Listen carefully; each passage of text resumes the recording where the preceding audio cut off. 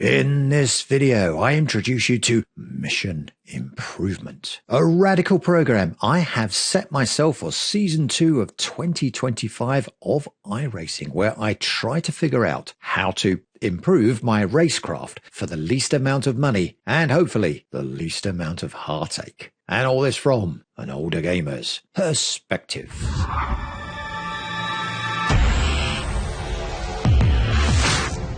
Mission Improvement is born from the desire to improve my overall sim racing ability, specifically in iRacing. Like many of you, I have used iRacing for a fair amount of time, often simply enjoying the freedom it offers to jump from one type of car to another and still be able to find a large player base against which to race. But after a while, going from Formula V to MX-5 to a GT4 can lead to unintended consequences, mostly crashes, and often a disappointing race or three, where the very best I can hope for is not being lapped by the leader. So I have finally reached that point in my iRacing career, if we can call it that, where I feel it's necessary to focus on a single car for a single season and try to see if there is a magic recipe I can apply to my racecraft to improve my overall driving ability.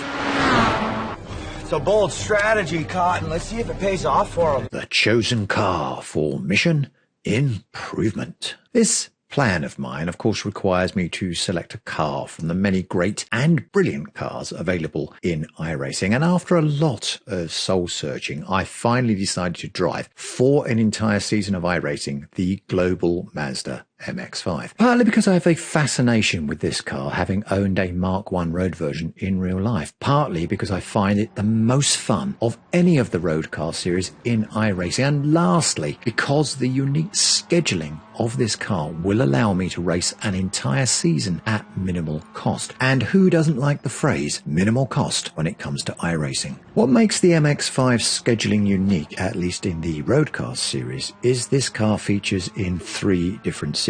The Rookies, of course, the Production Car Challenge, a D-license mixed class series that is also an open setup race, and the Advanced Global MX-5, a C-license race that is, of course, also an open setup series. I have a B license, at least I do at the start of this season.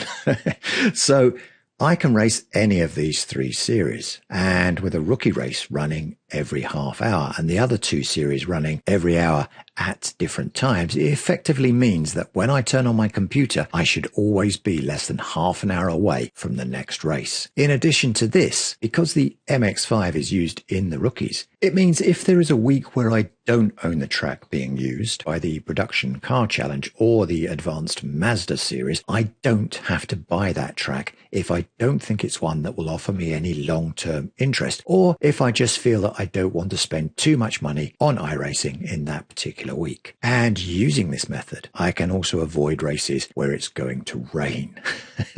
Like here in Willow Springs. I mean, seriously? Isn't this track like in the middle of a desert? So there you have it. For timing and for frugal reasons, the MX-5 is the chosen car for the win. What I like to call a win-win-win.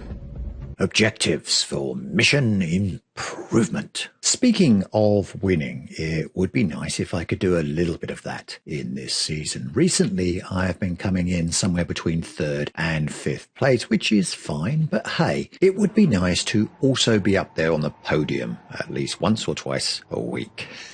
Which nicely segues me into defining my objectives for Mission Improvement. And I will say straight away that iRating and safety rating are not my major concerns. Sure, if I race clean, safety rating will of course go up, and that's nice. And if I do reasonably well in some races, my iRating should show some modest increases as well. But as I say, these 2 metrics are not my main focus for this season. And although I said I would like to finish on the podium a couple of times a week, I don't want to judge my progress or lack therein solely on this metric either. Mostly because I know that if I do improve and gain iRating, the splits I race in will also show a gain in strength of field, meaning I am racing against ever better drivers. I talked about racing splits and how the matchmaking system works in iRacing in this video, but even without watching that video, you can probably work out that increasing my iRating is not going to be compatible with a persistent place on the podium, and focusing on this is probably going to be a lost and frustrating cause, which probably should be the family motto for iRacing. So my metrics are not safety rating, not iRating, and not the overall result of the race. So what's left? What am I going to use as a metric to judge if I am improving over the course of just one season? The answer to this is two specific and very measurable metrics: best lap time and average lap time. Both of these are readily available on the results screen of every race and can be very valuable for assessing if any actual improvement is taking place. Ideally, I would want to see both best and average lap times coming slowly together and achieving eventually parity or close to, which would then suggest that my best lap time isn't a fluke, but something closer to what I can actually achieve as an average lap time. To track these metrics and a few others that I find useful or simply interesting, I will use an Excel sheet that I've put together myself. If you're interested in it, the download link is in this video where I explain how to use it. So, best and average lap times are the metrics of choice, and the MX-5 is the car of choice raced across 3 series. But just tracking those metrics isn't going to help me improve. So what can I actually use to achieve the objectives of mission improvement? I need a miracle. Tools to be used in mission improvement. There are, of course, many tools available both in iRacing itself and from third-party vendors. And as I mentioned just now, one tool I will be using is my own Excel sheet. But of course, this is only good for collecting data, and I will need to drill a bit deeper than that into my racecraft if I want to achieve any kind of improvement at all. So to do this, I am going to use a combination of Garage 61 and Trophy AI. Garage 61 is my go-to utility for tracking how my driving is or isn't improving. Once you download the app from the Garage 61 website, a small app will quietly beam the telemetry from every race and practice session you participate in to your account on the Garage 61 website. These can be accessed by clicking on one of the races, and when the lap times are shown like this, you should be able to see all of the information you need to improve your lap times. The information can be drilled into even deeper, because if I click on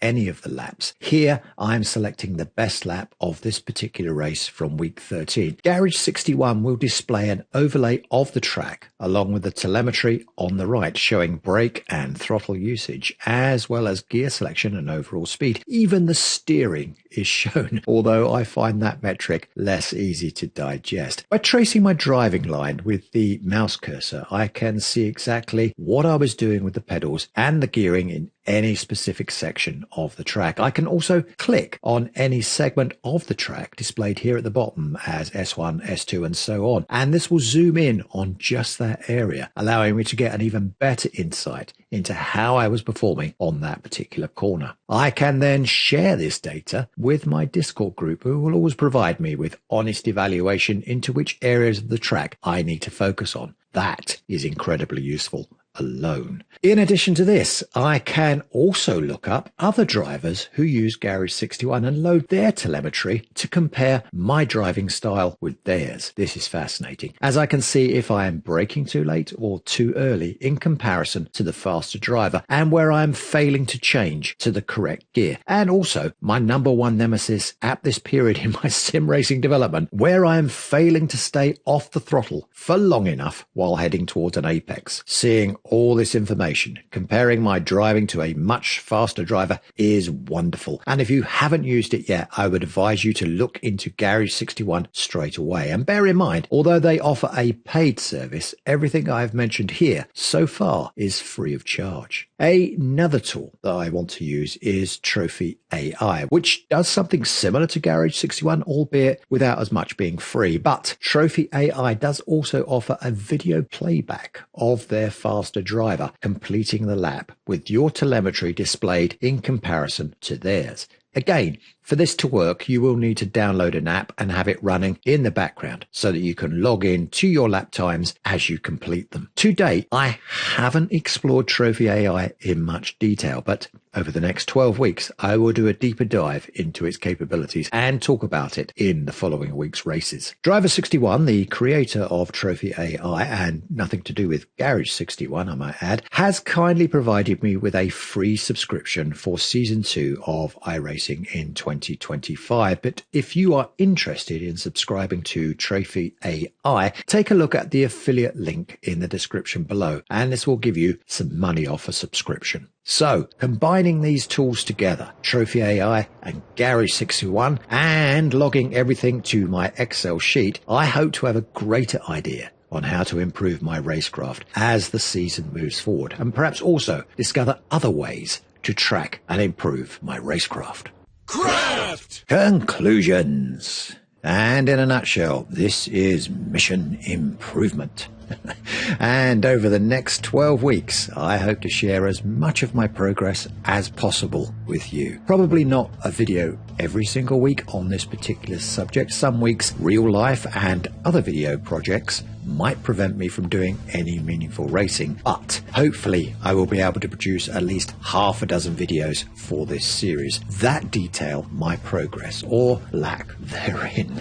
In the ideal world, I will train for each track rotation using a modified version of my training routine, which I detailed in this video. First, I will use practice laps, and then when I have a decent enough idea of how to race the track without constantly flying off, I will switch to AI races. And again, use Garage61 and Trophy AI to analyze my on-track performance. Maybe even play with iRacing's adaptive AI if they can get it working. Ideally, I will combine all these tools to help me compete at least 5 times a week and hopefully see some meaningful gains during mission improvement. As I move towards week 1 of season 2 in 2025, my I rating looks like this and my safety rating looks like this. How they will both look in 12 weeks time is of course anyone's guess. But if you want to keep updated on how I am doing, click that subscribe button and the little bell icon if you want to be notified when the next video is released. I also hope to do some live streaming over the next 12 weeks so you can join me in my victory or in my sorrow. It's going to be fun, and I'm really excited and looking forward to seeing how mission improvement pans out in reality. Let me know in the comments if you are going to focus on any specific series in this season and what tools you hope to use, if any, to improve your racing craft, or if you can recommend any tools